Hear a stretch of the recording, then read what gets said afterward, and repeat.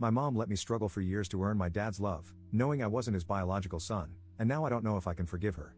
Posted by you/foreverplane70101. My 17M parents were young when they got married. My mother, 38F, is a stay-at-home mom and works part-time, while my dad, 40M, is a software developer. I am the oldest of 4 siblings. I have been treated like the black sheep of the family for as long as I can remember. Birthdays never meant anything, just a cupcake from my mom and no presents. I wasn't allowed to have friends over.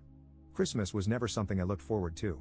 At most, I would get some socks while I watched my dad, aunts, uncles, and grandparents give my siblings gifts, new bikes, the latest fashionable clothes, phones, game consoles, games, you name it, they got it. The same went for their birthdays, big parties where their friends and family would show up and shower them with gifts. I was never allowed on family trips or vacations. I was left behind to stay with my grandparents, who were strict about everything I did. Sometimes, they would even call someone else to pick me up when I was supposed to stay with them. My mom got a part-time job when I was 13, and sometimes she would ask if we could just spend the day together while my dad and siblings were out, even if it was just to get ice cream. When I was home, I mostly stayed in my room and studied. It didn't matter how well I did in school or sports, my dad showed no interest. I was able to earn some money by tutoring, and I eventually managed to get a part-time job at a food court and a grocery store, which meant I spent less time at home. Over the years, my mental health got worse and worse because I was trying to maintain good grades, perform well in sports, and work 2 part-time jobs. My mom helped me find a therapist, who has been a great help. Yesterday, I came home from work late, tired, and just wanting to go to bed. I opened the door to hear my mom arguing with my dad and aunt in the living room. I could hear my aunt saying that I should be more grateful toward my dad. Then they saw me standing in the doorway and stopped talking. My mom and dad looked like they had seen a ghost, while my aunt announced, "And in comes the bastard." I was shocked to hear her say that. I knew she didn't like me and mostly ignored me when we were in the same room, but I got angry and just asked her to repeat what she had said. My dad quickly stopped her, but no, I wanted to know what I should be grateful for. So I asked what was going on. No one said anything for a while, so I asked again, grateful for what? Being ignored, neglected, abandoned, while my siblings are spoiled and get to play happy family with dad? As soon as I said dad, my aunt shouted that I was not his son. I was shocked by what she said, and I asked my dad if it was true. He looked at me and just said, "I'm sorry." I didn't know what to say. I looked at my mom, and she said nothing.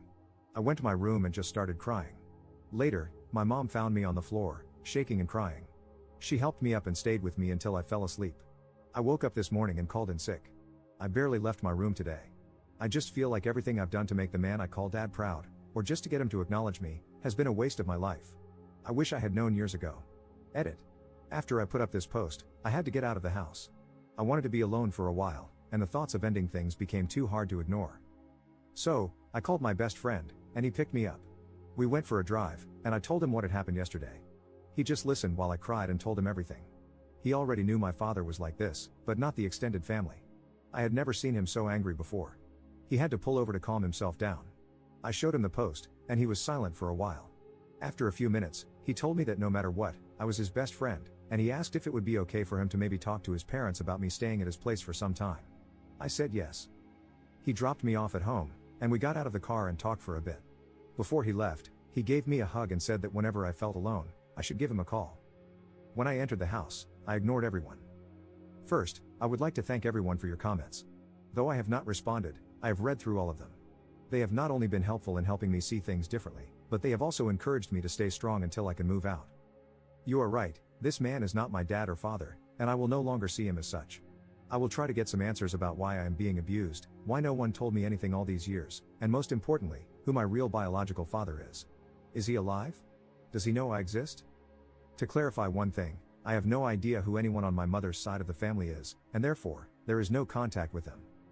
My 18th birthday is at the end of the summer, and I plan to move out that day, or even sooner, if I have the opportunity to do so. Commenter. So sorry to hear that. I can't imagine what you've been through or are going through. You do seem like a good kid, your whole life is ahead of you, and I'm sure good things await. You'll come out of this stronger and wiser. Didn't your mother and her husband say anything to you after you got home? Didn't they try to stop you from going to your friend or at least talk to you about this? Ops response. When I left, I didn't say anything. I just texted my mom that I was out and would be back later. When I got home, my mom tried to say something, but I ignored it and went to my room. She came to check on me later and asked if I'd like to come down for dinner, but I declined and said I wasn't hungry. She stayed for a while and tried to get me to open up. I just asked why she never told me that he wasn't my father. She didn't answer the question and just said how sorry she was that I had to find out this way, And then she left. Update 4 days later. So, a lot has happened in these past few days, and I am conflicted about many things right now. However, I am hopeful that I can start to heal mentally. Also, sorry for the long post. On Thursday, before I left for work at the grocery store, my father, whom I will refer to as K, called out to me. I responded by saying, yes, his first name. He looked confused because I have always called him Dad before. After a bit of silence, I bluntly asked, what? He didn't respond and just told me it was nothing, so I went to catch the bus. When I got home late in the evening, my mom wanted to know why I called K by his first name. I told her that he never treated me as anything close to a son, so why should I call him Dad anymore? She had no answer, but she told me he was hurt by it. I wanted to scream when she said that.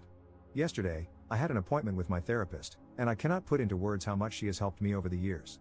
Later, my best friend called to let me know that I could stay with them if I wanted.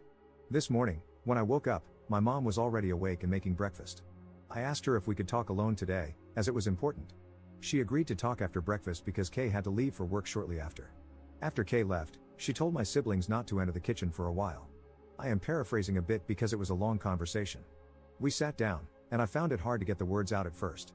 But I told my mom that I couldn't get over the way I've been treated and neglected by Kay and his side of the family for all these years, and I needed to know why she allowed it. At first, she tried to dodge the question and gave me the same answers as always. But I didn't give in and told her that this was important to me. Again, she tried to dodge it, so I told her that I couldn't do this anymore. I was going to pack up some of my things and move out, and until she was ready to tell me the things I needed to hear, we would not be on speaking terms. She started to tear up and just kept saying, "I'm so sorry," over and over. It hurt me in that moment to see my mom cry, but I tried my hardest to keep my emotions in and asked her again, why? After some time, when she calmed down, she told me what happened. When she was 20 and in university, she had a boyfriend whom she had been with for 3 years. They shared an apartment along with his best friend. One night, they went out clubbing and got into an argument because she wanted to stay, but her boyfriend wanted to go home. He left, and both she and his best friend were really drunk. That night, she cheated on her boyfriend with his best friend at the club. The next day, she woke up and realized what she had done. After a few days, she and the best friend confessed to the affair, and her boyfriend broke up with her. Her ex contacted her parents and told them what she had done. Her parents were furious and told her she was not welcome back home, cutting off all financial support. She had to move out, lost a lot of friends, and had nowhere to stay. She ended up living in her car for a while. When she found out she was pregnant, she didn't know what to do. She went back to the apartment to find that her ex and his best friend no longer lived there. She tried calling and texting them, but they didn't pick up or respond to her messages. She eventually got a job at a cafe, where she met Kay. He was a regular customer, and they got to know each other. Kay asked her out, and even though she told him she was pregnant, he didn't care at the time. However, Kay's parents were not happy that their son was dating a pregnant woman and a cheater and threatened to cut him out of their lives. Kay got scared and was going to break up with her, but she begged him not to and promised to be the perfect wife and have his kids. They made plans to get married soon after I was born.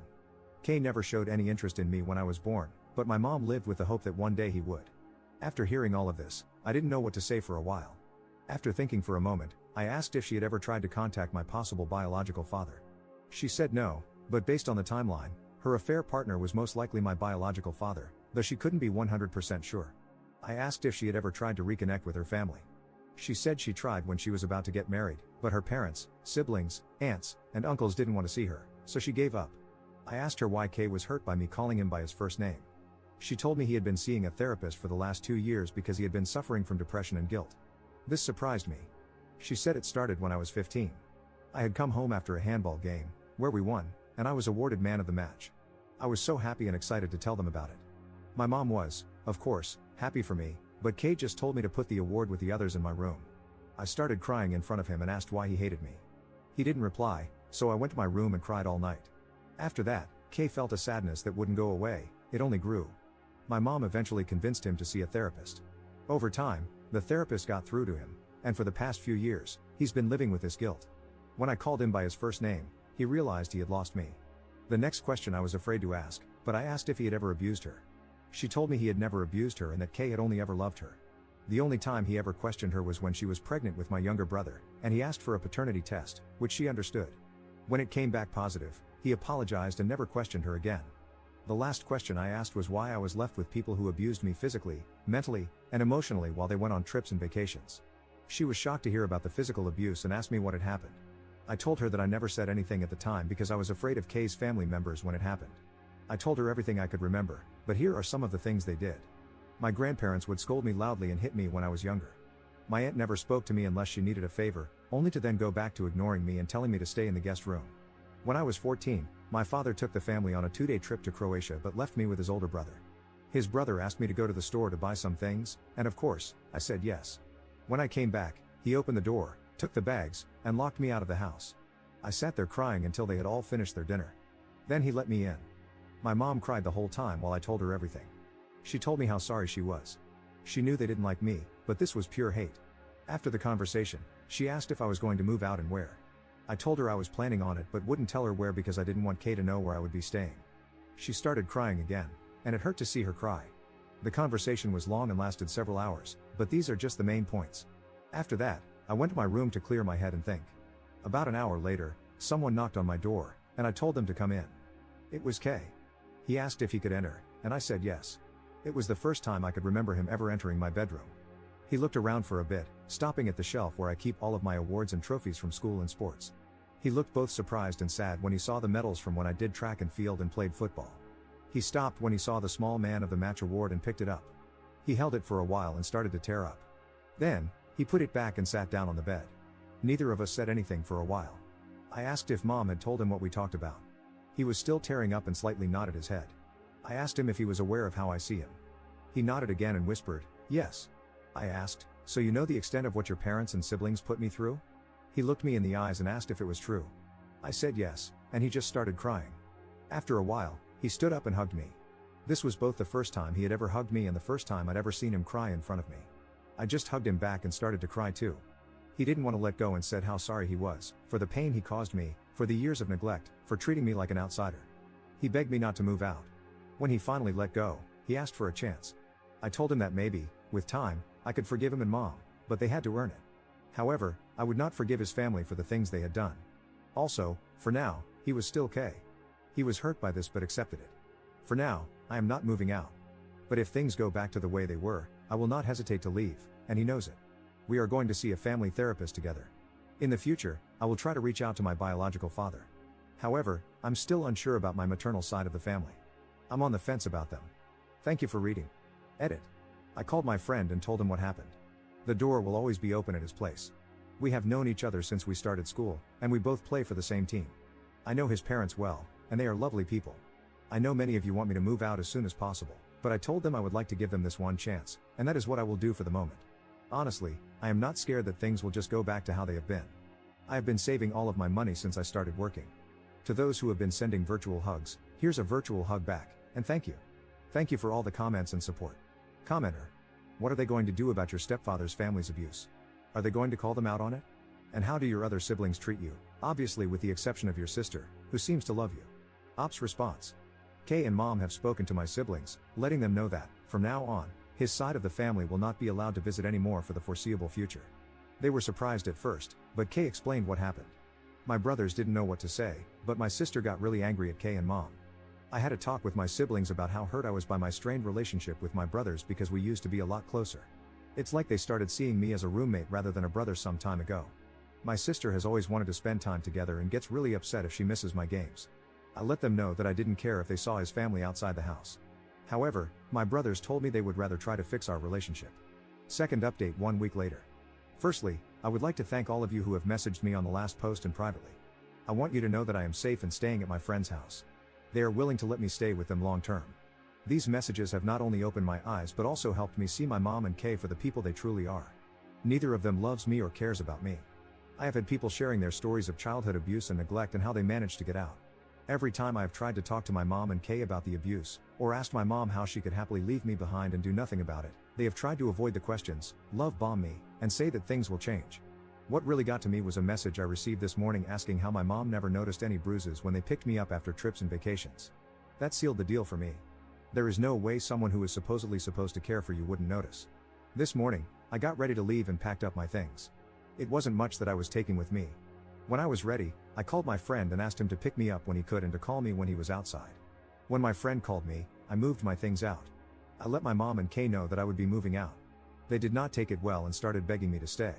I told them that I couldn't stay because it was clear to me that they didn't care about me. Kay got defensive and tried to say that this was my home and I should not leave.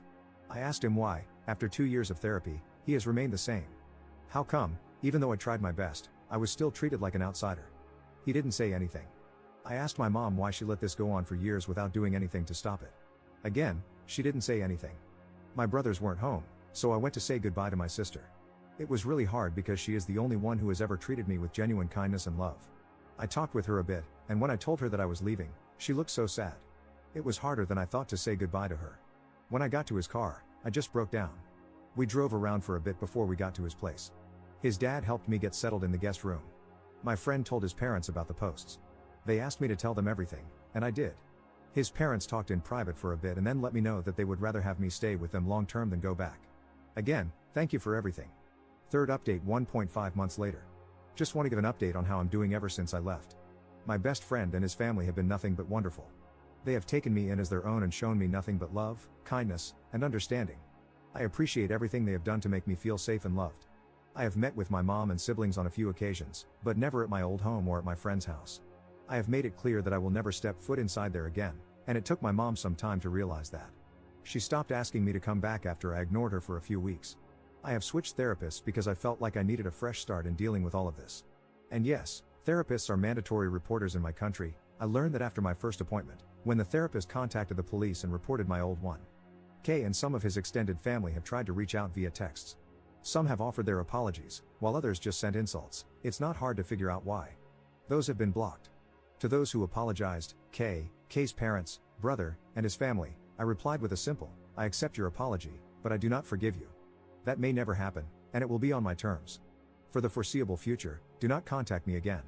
What happens next, I do not know. I am just going to focus on school, my mental health, and getting a driver's license. Thank you for everything. I truly appreciate every one of you, and big hugs to you all. Commenter. Bro, let's be honest, you need to keep your distance from your mom. I mean, she knew what they did to you and never tried to stop it. She's a selfish woman who chose her life over her son. Ops response. The only reason I am in contact with my mom is that I can't meet my siblings without her. When I turn 18, I will become financially independent, and I can block her from interfering with my accounts. She has never done that in the past, but I don't want to take any chances. Commenter. I'm surprised that Kay's brother and his parents apologized. Ops response. I made a police report the day after I moved, and my new therapist also reported them. So, I think it's just an attempt to save face.